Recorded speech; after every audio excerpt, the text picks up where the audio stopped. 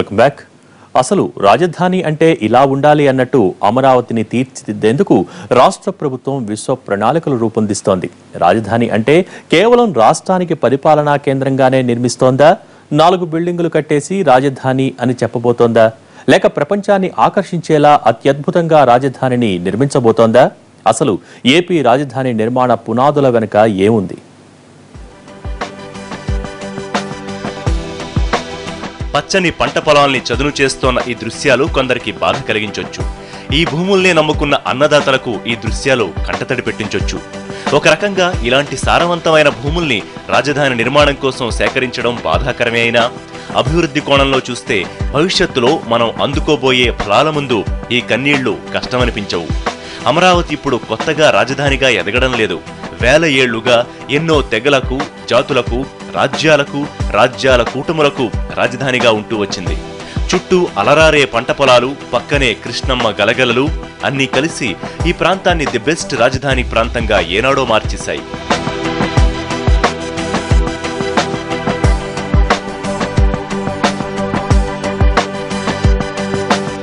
ఇప్పుడు కూడా అదే కోణంలో అమరావతిని రాజధానిగా తీర్చిదిద్దేందుకు ఎంపిక చేశారు.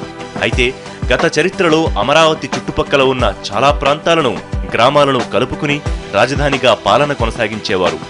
ధాన్యకటకం, అమరావతి, ధరణికోటలు ఇందులో భాగాలే. అప్పటి రాచరికాల సమయంలో జనాభా తక్కువగా ఉండేవారు. వారిలో ఎక్కువ మందికి వ్యవసాయమే ప్రధాన వృత్తిగా ఉండేది. దీంతో అప్పటి రాజధానుల్లో రాజప్రాసాదాలకే ఎక్కువ ప్రాధాన్యత ఉండేది. ఇక ఆ ప్రాసాదం చుట్టూ జనావాసాలుండేవి.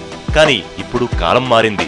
రాచరిక ప్రభుత్వాల నుంచి ప్రపంచీకరణలోకి అడుగుపెట్టిన ఈ రోజుల్లో రాజధాని నిర్మించాలంటే ఒక్క రాజప్రాసాదాలు నిర్మిస్తే సరిపోదు. దేశవ్యాప్తంగా ఎన్నో రాజధానులున్నాయి. కానీ వాటిలో కొన్నింటి పేర్లు మాత్రమే ప్రపంచానికి పరిచయంలో ఉన్నాయి. ప్రపంచంలో ఎన్నో రాజధానులున్నాయి. వాటిలో కొన్ని మాత్రమే అభివృద్ధికి ఆలవాలంగా ఉన్నాయి. అలాంటి విశ్వ రాజధానుల సరసన ఆంధ్రుల కొత్త రాజధాని అమరావతి చేరాలంటే చరిత్రలో ఉన్నట్లు పెద్ద కోటలు కట్టేస్తే సరిపోదు. నేటి కాలానికి అనుగుణంగా అంది వచ్చే అభివృద్ధిని అందుకునేలా, ప్రపంచంలో అన్ని రంగాల్లో ఉన్న అవకాశాల్ని అందిపుచ్చుకునేలా రాజధాని నిర్మించాలి. అందుకు అంతర్జాతీయ ప్రమాణాలతోనే రాజధానిని నిర్మించడం తప్పనిసరి. ఆ అంతర్జాతీయ ప్రమాణాలకు అనుగుణంగా రాజధానిని నిర్మించడానికి ఈ స్థాయిలోనే భూసేకరణ చేయాల్సి ఉంటుంది.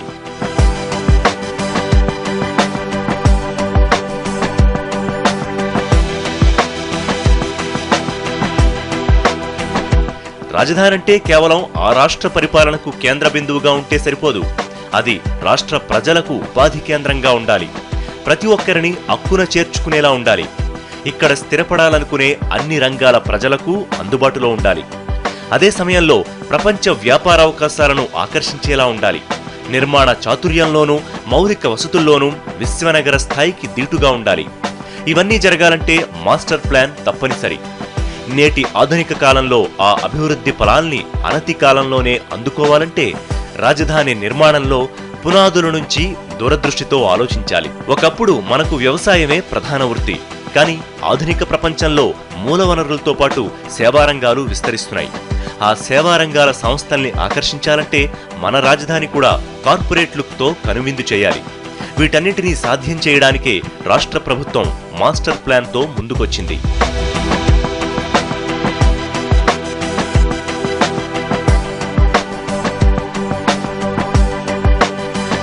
కేవలం కార్పొరేట్లకొక్కటే కాదు, దీర్ఘకాలం పాటు అభివృద్ధికి ఆలవాలంగా భవిష్యత్ ప్రజావసరాలను తీర్చేలా, చుట్టూ విస్తరణకు పూర్తి స్థాయిలో అనుకూలంగా ఉండేలా, అదే సమయంలో తెలుగువాడి ఆత్మగౌరవానికి అద్దం పట్టేలా, అమరావతి చారిత్రక ఔన్నత్యాన్ని ద్విగుణీకృతం చేసేలా ప్రజా రాజధానిగా పేరు పెట్టిన ఈ నగరంలో అడుగుపెట్టిన ప్రతి ఒక్కరిని హక్కున చేర్చుకుని ఆదరించేలా రాజధానిని నిర్మించేందుకు ప్రణాళికలు సిద్ధమయ్యాయి.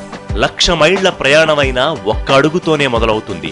ఇప్పుడు అమరావతి కూడా విశ్వనగరంగా ఎదిగి జన రాజధానిగా ఒదిగి ఉండే ఆ సుదూర లక్ష్యానికి ఈ నెల 22న తొలి అడుగు వేయబోతోంది రాష్ట్ర ప్రభుత్వం. ఇది ఇవాల్టి స్టోరీ బోర్డ్. నమస్తే.